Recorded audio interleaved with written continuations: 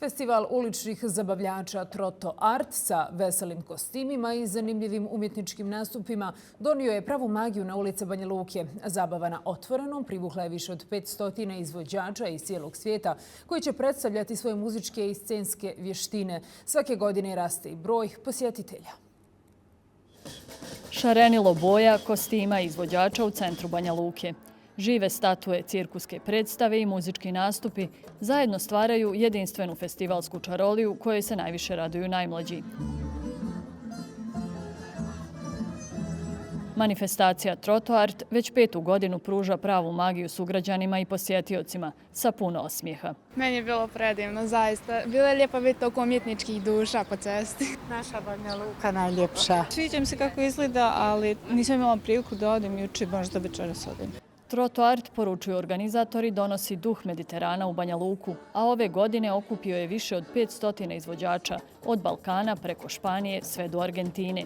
I ovaj događaj je dokaz da umjetnost nema granice i da nastup na otvorenom pruža jednak užitak kao pozorišna ili koncertna sala. Banski dvor nije jedino mjesto gdje se može slušati muzika, pozorište nije jedino mjesto gdje glumci mogu da se pokažu, ateljeji nisu jedina mjesta gdje možemo da vidimo što slikar odavde.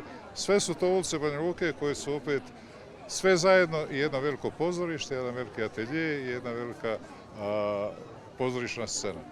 Festival je prilika da se pokažu i domaći umjetnici. Dekorativne slike, bakarni nakit, heklane igračke, sve se to može pogledati, ali i pazariti u parku Petar Kočić na sajmu rukotvorina.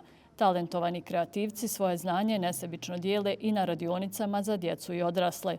Ljubica nam je predstavila svoj rad. Quilling tehnika, znači savijanje papirnih trakica, jedna stara tehnika koja je modernizovana u 21. vijeku. Ja se već bavim sa tom tehnikom 10 godina. Radim nakit, znači unikatni nakit od papirnih trakica. Tako da ljudima je interesantno, mogu reći da turistima zato što je neobično i jedna lijepa sitnica da ponesu odavde kao uspomena iz Banja Luke.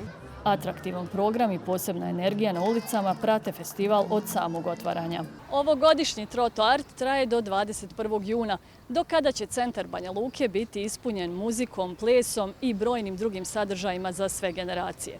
Nataša Telebak, Euronews, Banja Luka.